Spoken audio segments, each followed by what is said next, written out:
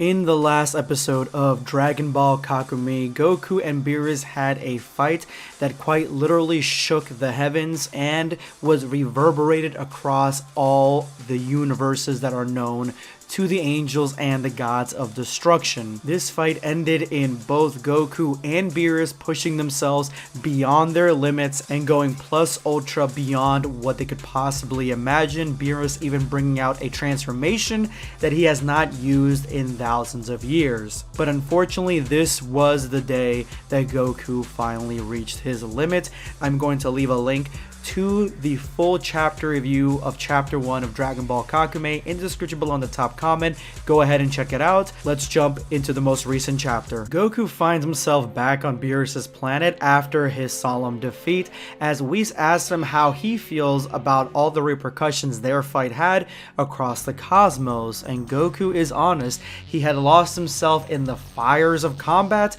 and he did not realize the destruction that was going on in the universes because all he wanted to do was beat Beerus. But Beerus laughs us off and says, "You almost died with your mouth wide open, unconscious, young mortal.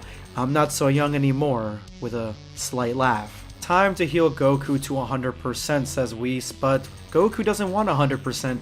Goku wants 90%. He wants to keep the scar on his back, the devastating, destructive, and gruesome wound that Beerus left on him. He wants that scar left back there until Goku can do the exact same thing to Beerus, and Whis, he grants his request. Goku is impressed at the power of Whis' healing, comparing it to senzu beans, but Whis takes a little affront to this and says these are angel powers. I mean, with Whis around, really, they don't really have to be worried about either dying or having time be reversed or any wounds, and this is an issue with Whis in the Dragon Ball Super manga in my opinion, but it fits here because this was a training session supervised by the angel. Whis asks Goku what he's planning on doing now, and Goku looks at his hand, looks at the palm of it, and says that Ultra Instinct is the power, the strongest power that Goku feels in his bones is his destiny to master, and yet he wasn't able to defeat Jiren with it, he wasn't able to defeat Beerus with it, so as for now, he is going to go back to his wife and children because Chi-Chi must be worried sick, which to me is the right answer for Goku. As Whis takes Goku back home, Goku feels a little bit of apprehension from the angel. Goku asks Whis what he's planning on doing now that this is all over, and Whis has a bad feeling in the universe. There is an awful new presence in one singular point, and Whis is gonna go ahead and check it out, which comes to a surprise to Goku because he's never seen Whis act like this before. New determination, Goku stands up, grabs Whis by the shoulder and says, "Let me handle it," meaning whatever Whis has in store, let Goku do it. Goku is finally coming into his own as a huge and powerful force in the cosmos and all the solar systems and all the universes, and he wants to be acknowledged by Whis for that because look at the fight that they just had. Goku feels he is on par with whatever threat Whis is heading toward, but Whis doesn't feel the same way. He orders Goku to remove his hand. Goku does nothing, and Whis has to reiterate the exact same thing he just said, remove it, and then at that moment Goku's hand burst into flames. Now, it is unclear whether this is Goku doing it or Whis. I believe it is Whis doing it, trying to get Goku's hand to be removed, and Goku stares at Whis into his eyes with no effect from the flames being placed upon his face. Goku can handle whatever Whis is doing to him. Goku finally removes his hand, and Whis says it is not your job to handle things like this, to handle every problem in the universes. This is not something that you're meant to do, but Goku says it is not his first time doing it, so he's fine with it, and with that Whis says fine. I'm going to go ahead and send you on your way to this issue so you can go ahead and resolve it. I won't be able to come with you because I've been summoned by the Grand Priest, which is something that we saw in the last chapter. Again, if you missed the last chapter, my review for it, I'm going to leave a link to it in the description below in the top comment. Whis gives Goku not a Xeno button, I guess a Whis button. That way Goku can contact him if he's got any issues. Whis smiles to himself and says that this does not seem like a very good idea, but Goku is confident that he can handle whatever is going on in this moment, and that is when they finally arrive. Universe Zero is right in front of them. It looks like Goku is going to uncharted waters, and let's see what happens to him on the other side. We cut back to the Grand Priestess Palace, where the Mother of Angels is spilling all the dirt that she has on the Grand Priest, saying that she never abandoned her children, and it is this guy, the Grand Priest, who provoked a genocide by thinking that he himself was on the same level as the Omni Kings, and the Grand Priest begins to flare up with power, ordering his children to stand. Reasonably, the Grand Priest's kids, they want an explanation as to what's going on. Obviously, this is cut a little bit ahead of time because we see that Whis is already here in this moment. The Grand Priest basically spills the truth. He says this is technically your mother and she is not totally lying to you. The 19th universe of which I spoke was particularly united and powerful. It released a monstrous strength and threatened the balance established by the Omni Kings. Something had to be done quickly, and so without the king knowing it, the new Bae, the mother of all angels, begins to laugh and says, act quickly. Expanding space-time may be a brief action for you, but it is not what I would call dying fast. To feel time tear apart the bodies of innocent people per billions, it may have only lasted for a single second for you, but for us it was several tens of billions of years, dear priest. And it looks like the Grand Priest may have messed up on this one. It looks like he did not have the power of the Omni Kings or the approval of the Omni Kings to destroy Universe 19, and so he did it the only way he knew how, and that is by tearing time apart, tearing their space-time and destroying the universe, pulling it atom by atom, time period by time period. And for him, it only was a blink of an eye that he destroyed it, but for everyone inside, it was billions of years of their bodies being torn apart viciously. This comes to a surprise to the angels, who normally are a little bit more stoic as to the dying of billions of people. And the Mother of Angels is kind of in the right here. Not sure what this horrible power that was coming from this universe is at the moment, but yeah, she is kind of in the right. He went above and beyond his pay grade to destroy this universe in the most barbaric way possible and then covered it up. But she does not blame him, and she does not blame the king. While this conversation is happening in Universe 12, we see that God of Destructions are starting to feel key from very recognizable people. And with one declaration, the Mother of Angels says, it is not their fault, it is the system's fault. The system that made your father act in such a way. So it is society's fault, not these arbitrators, not the kings, not the Grand Priest. New energy signatures, new gods, new angels begin to block the light coming from the heavens onto the palace, as faces familiar to the angels begin to show up. And these are the gods and angels of all the destroyed universes from eons past. Universes 13 through 17 are all here and all present, with gods of destruction that look very similar, quite similar actually, to the gods that we have in the very established universes. But what is different is the angels. The angels themselves are a little bit more of a torn, darker force. They look like they have a level of PTSD and even burn marks on them, where some of them have injuries that don't seem to have healed. Maybe this is part of them and their survival or their resurrection from these destroyed universes, if they were destroyed in very similar ways to the one in Universe 19. But there is one person here that is very recognizable, and one that is recently recognizable to the players in the surviving universes, as Vados points out, and a golden hue begins to emit through the halls. God of Destruction Frieza stands before all of them, and even Frieza's angel showcases exactly why it is a fault of the angels that their neutrality leads them to these paths. It was Whis that resurrected Frieza, and brought him back to life, and now Frieza is a god of destruction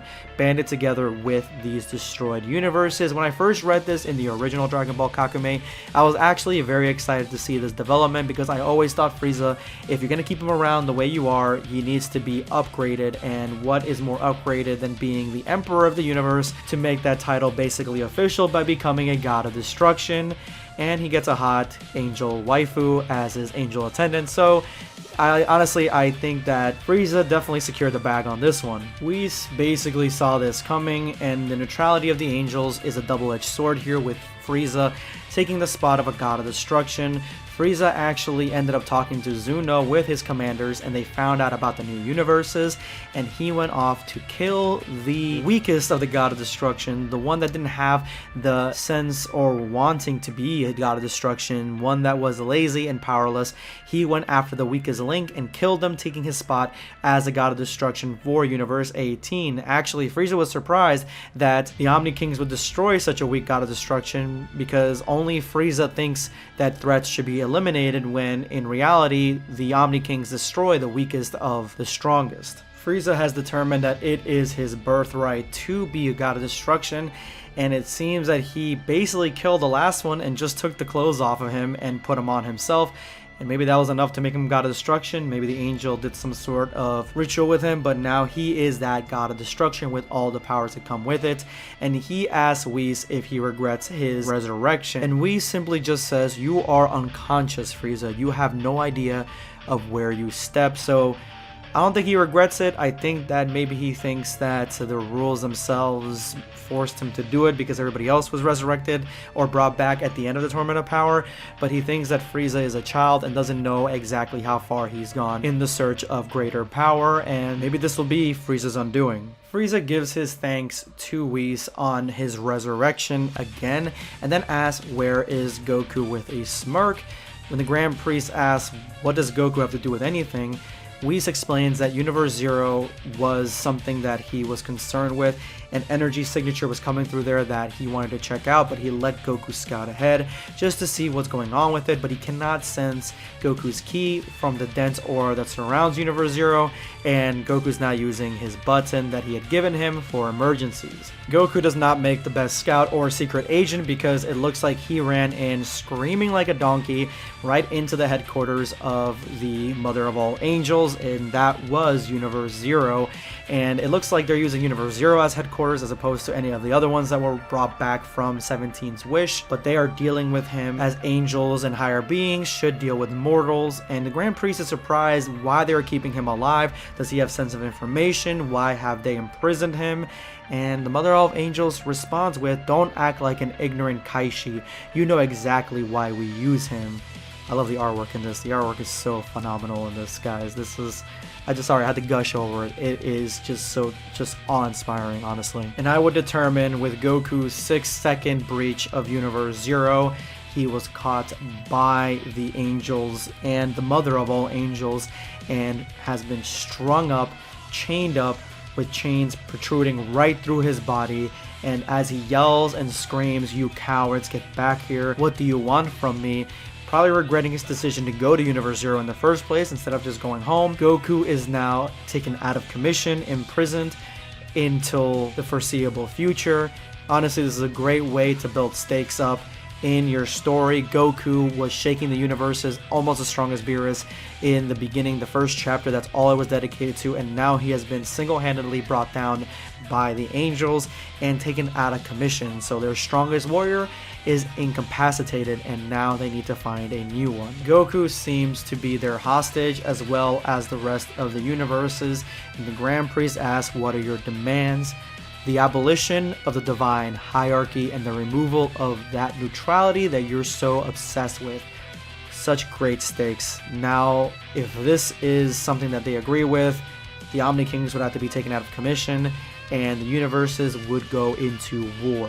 The cutest of all angels yells "Father" as the Grand Priest urges them to stay calm, but someone has surrounded the Grand Priest, exerting that this neutrality, this mentality has blocked him and blocked everyone else from exceeding the Tournament of Power, had erased all the gods but not the angels because of the hierarchy, and the angels were above everything else, and it looks like it is a god of destruction driving up to the Grand Priest and actually looking like a threat against one of the strongest angels. But it seems like the leader of the gods of destruction has walked right up to the Grand Priest and says there's no more time for games, it is time to make things happen. But the Grand Priest isn't so sure that any of these gods of destructions could do anything against him. He's more worried of the angels, specifically the mother of all angels. There is a hierarchy after all. The war between deities on a multiversal scale is about to begin, and the revolution starts now. Every individual, mortal or not, will have to choose his side. Only one will remain. Let's fight for a new world with perfect balance. And the Grand Priest jumps into action, trying to freeze the moment with his powers, freezing the gods of destruction. Collapsing to his knees, Cuss comes over and asks, "Father, are you okay?" And he says, "Don't worry, I froze them in time and space, but it is not over yet. We need to teleport them to Universe Zero and then freeze it, ending this onslaught. We need to get all the Kaioshin, we need to get everyone here. This needs to happen now." The Kaioshin come in and they're ready for business. With all of them united, they can teleport them back to Universe Zero and freeze them there. But the freezing of Universe Zero, the ending of Universe Zero, basically this is a last-ditch effort to stop this war from even starting. But this is the end of Goku then. Goku would be stuck at Universe Zero. He wouldn't be dead, so he could not be resurrected back. He would just be in limbo with nowhere to go, in excruciating pain for the foreseeable future. Back on Earth, Chi-Chi looks up to the stars and she feels a great pain in her chest. As she walks back to Capsule Corp, Goten asks Videl how she is doing. Videl does not really know what has come over her, so she walks over to her and asks her if she's okay, then assures her that he's just a little bit late, you know how he is. And Chi-Chi says, yeah, you must be right. She's obviously thinking about Goku. She feels something is wrong, something different than before, something different than Goku just missing the holiday or whatever event they're planning. He is possibly in danger, but Videl is trying to keep her calm. The designs for Videl and Chi-Chi here, I like them a lot. I like Chi-Chi's ponytail. I like how her hair has evolved over the years. Obviously, this takes place a little bit in the future past Dragon Ball Super. And Videl definitely has that same look from the Battle of Gods movie. And yeah, just the designs here are really well done, honestly. Coming home from work, Gohan takes off his suit, puts on his drip like a real boss, and enters the party. Surprised that Goku isn't there because he obviously probably thought that he was going to come, even though Goku does miss a lot of events, but maybe he was sure that he would come to this one. Gohan does seem a little bit more pissed off than usual as he sees that his mother is worried about something, and so he says, let's just eat and get on with it, thinking maybe that Goku misses this for training instead of just, you know, having an ominous feeling that Chi-Chi has that something is wrong with his father. That is when they feel something in the air, Piccolo and Gohan each looking up in the sky, and they see Jiren flying on a dragon through the skies. No, that's not what's going on. This is Jiren in Universe 11. But it looks like he's either trying to wrangle this monster or defeat him. Maybe it is a rogue creature that's destroying things. But he's doing his hero work. But as he's done, he feels something and looks into the sky. It looks like everyone is having the same intuition that something is wrong. As we get to planet Geno, Universe 6, we see Hit walking through a crowd, using time skip to take out targets in this crowded area, but that is when he feels something is off in the universe as well. Kaba has entered the barrio where Caulifla and Kale call home, and looks like it's out in the sticks somewhere. They are on the poorer side of the Universe 6 planet Sadala Society, and Kaba asks what exactly they're doing. It looks like they are training or in the middle of training. As Kaba says, I was just around the area and wanted to see how you guys were doing. He feels a force in the universe as well. Caulifla, who has a really awesome design as well. She's been redesigned to have crazy hair. Like, it's like actually like fluid, similar to how they are, or the hair was back in Dragon Ball and Dragon Ball Z. She doesn't know what Kaba's talking about, but he points to a ball in the sky as Kale and Caulifla are virtually unimpressed by this ball.